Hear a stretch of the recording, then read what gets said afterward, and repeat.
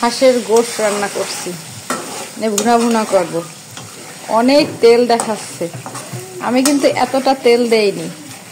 মানে হাঁসটা এত বেশি ভালো, হাঁসের গায়ে এত বেশি চর্বি, যার কারণে অনেকটা তেল বের হয়েছে। আর বাটা মশলা দেওয়া হয়েছে, সব রকমের মশলা বাটা দেওয়া হয়েছে। যে মরিচের গুঁড়াটা, বিশেষ করে মরিচের গুঁড়াটা বাটা দেওয়া হইলে তার কালারটা আসলে অনেক সুন্দর আসে। আর গোশের কালার সুন্দর আসলে মনে হয় কি গোশটা খেতেও বেশি মজা হয়। কালার ভালো না হলে খেতেও মজা হয় না। ভালো করে কষিয়ে নিব, পুরোটাই তেলের কষান, কোনো পানি নেই। অনেক তেল মনে হচ্ছে।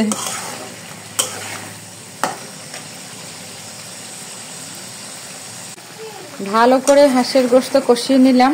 আর কষিয়ে নেওয়ার পর অল্প আবার একটু পানি দিলাম। সে পানি যখন কমে আসছে তখন আবার রসুন আর আলু দিয়ে দিলাম। আর যেটা বলছিলাম, হাঁসের গোশে তো রসুন অনেক বেশি ভাল লাগে। এর আগেও আমি যতদিন হাঁসের গোশ রান্না করেছি রসুন দিয়েছি, আজকেও দিলাম। যদি মনে না থাকে তখন হয়তো দেই না, কিন্তু এমনিতে যে কোনো গোশে আমি রসুন দিতে অনেক বেশি পছন্দ করি। আর সেই রসুনটা খেতেও কিন্তু অনেক বেশি ভালো লাগে। এই যে হাঁসের গোশের কষানো শেষ, তারপরে আলু দিয়ে রসুন দিয়ে আবার কষিয়ে নিয়েছি। আর এখন হচ্ছে ঝোলের জন্য পানি দেওয়া হয়েছে। ঝোল কিন্তু রাখা হবে না, মাখা মাখা ভুনা করা হবে। কিন্তু এটা হচ্ছে সেদ্ধ করার জন্য, যেহেতু হাঁসের গোশ একটু শক্ত থাকে, বেশি সময় করে কষাতে হয়, বেশি সময় করে রান্না করতে হয়। খুব সুন্দর কিন্তু একটা কালার আসছে। 300 ফিটে গিয়ে তো আর হাঁসের গোশ খেতে পারবো না, তাই বাড়িতে রসুন দিয়ে হাঁসের গোশ রান্না করছি। আর এটা আমি আমার আগের একটা ভিডিওতেও বলেছি যে দুধের স্বাদ ঘোলে মেটানো হচ্ছে। অনেকে তো 300 ফিট গিয়ে হাঁসের গোশ খেতে পারতেছে, তারা পারছে, যাচ্ছে। আমাদের এখান থেকে অনেক দূর আমরা যেতে পারতেছি না, কিন্তু আমরা বাড়িতে বসে তো রান্না করে খেতে পারি, তাই না? পুঁই শাক ধুয়ে নিচ্ছি। আর পুঁই শাক যে কতবার ধুয়ে নিচ্ছি, কারণ পুঁই শাকে এত বালু থাকে, ময়লা থাকে। যেহেতু এগুলো রাস্তার পাশে বিক্রি হয়, সব রকম ধুলা বালু সব উড়ে উড়ে যায়। আর পাতায় ভাঁজ ভাঁজ থাকে, এর ভিতরে বালু থাকে, বোঝা যায় না। এই জন্য বেশি বেশি পানি দিয়ে কয়েকবার ধুয়ে নিচ্ছি। এমনিতেই যে কোনো শাক খুব ভালো করে ধুতে হয়, আর বালু থাকলে তো আরও বেশি করে ধুতে হয়। শাক পাতা বলতে একটু বালু থাকে, ময়লা থাকে। চিংড়ি মাছ কুটে নিয়েছি, আর তারপরে এই যে লবণ হলুদ দিলাম আর তেল দিলাম। তারপর সব চিংড়ি মাছগুলো ভেজে নিচ্ছি। এরপরে এভাবেই ডিপে রেখে দেবো, যখন যতটুকু লাগে ততটুকু বের করে শাকসবজি রান্না করা হবে।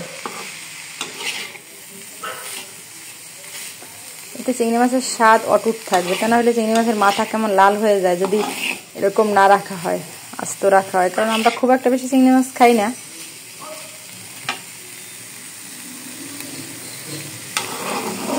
শাকসবজিতে একটু খাওয়া হয়, এছাড়া খাওয়া হয় না তেমন। এই যে এখন মাথাগুলো খুব ভালো আছে, খুব সুন্দর একদম। আর ওভাবে আস্ত রেখে দিলে মাথাগুলো যখন বের করতাম, আবার বারবার বের করা হয়তো, বারবার ঢুকানো হয়তো, মাথাগুলো কালো হয়ে যেত, লাল লাল হয়ে যেত, কালো হয়ে যেত। আর এখন ঠান্ডা হলে বক্সে করে ডিপে রেখে দিব। এভাবে ট্রাই করে দেখতে পারেন আপনারাও, এই সিস্টেমটা কিন্তু অনেক ভালো। কই মাছ ভাজি করে নিচ্ছি, ভালো করে মশলা কষিয়ে নিয়েছি, তারপরে মাথাগুলো ভাজি করছি। সেদিন 5টা কই মাছ নিয়ে আসা হয়েছে, আর অনেক বড় বড় সাইজের কই মাছ কিন্তু এগুলো। আর আমি যখন মাথাগুলো ভাজি করি সব একসঙ্গে মাথাগুলো ভাজি করি, আবার যখন লেজগুলো ভাজি করি একসঙ্গেই লেজগুলো ভাজি করি। কে মাথা খাবে কে লেজ খাবে এই নিয়ে আর কোনো দ্বন্দ্ব হয় না। অনেকে ভাবতে পারেন কই মাছ কেন কেটে দিয়েছে, কারণ কই মাছগুলো অনেক বড় বড়, যার কারণে ভালো করে ভিতরে মশলা ঢুকবে, এই কারণেই কিন্তু কেটে দেওয়া। আর কই মাছটা ভাজি করব এই যে মালঞ্চ, এই মালঞ্চটা আগেও একদিন খেয়েছি, এত ভালো, এত মিষ্টি, তাই আবার আপনার দুলাভাই নিয়ে আসছে। এতগুলো কেউ আবার ভাইবেন না যে এতগুলো সব আমি মাছ ভাজার মধ্যে দিব। এর থেকে কিছুটা আমি মাছ ভাজার মধ্যে দিব, আর কিছু পরিমাণ আমি বরবটি দিয়ে ঝোল রান্না করব। বরবটি আর মালঞ্চের ঝোল কিন্তু ভীষণ ভালো লাগে। এই কৌটার মধ্যে আমি বরবটি কুটে নর্মাল ফ্রিজে রেখেছিলাম, এখন এটা দিয়েই আর এটা দিয়ে রান্না করব, ঝোল রান্না করবো। আর এটা দিয়ে তো মাছ ভাজি করব, সঙ্গে কিছু বরবটি মালঞ্চটা দিয়ে দিব। যেটা বলছিলাম যে মালঞ্চ দিয়ে মাছ ভাজি করা হবে, এই যে কই মাছটা ভাজি করা হচ্ছে মালঞ্চ দিয়ে, আর এ পাশে বরবটি দিয়ে যে মালঞ্চ ঝোল রান্না করবো, মালঞ্চ দিয়ে আর বরবটি দিয়ে একটা সবজি রান্না করব, সেটাই এই যে এখন বসিয়ে দিলাম। এই সবজিটা খেতে এত ভালো হয়, ঝাল কম হবে, ঝোল কম হবে, মাখা মাখা একটা সবজি, ভীষণ মজা। আর এভাবে মাছ ভাজি করলে তো ভালোই লাগে। মালঞ্চ দিয়ে যে কই মাছ ভাজি করছিলাম, এই যে রান্নাটা প্রায় শেষের দিকে, একদম চারিদিক থেকে তেল তেল বেরিয়ে আসছে। আর এই রান্নাটা কিন্তু খেতে ভীষণ মজা হয়।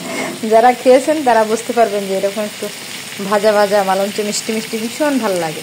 আর এই পাশের যে সবজিটা বরবটি আর মালঞ্চ দিয়ে, সেই সবজিটাও কিন্তু রান্না প্রায় শেষ। আর এই সবজিটা আমি কোনো রকম পানি ইউজ করিনি, কারণ মালঞ্চের ভিতরে অনেক বেশি পানি থাকে।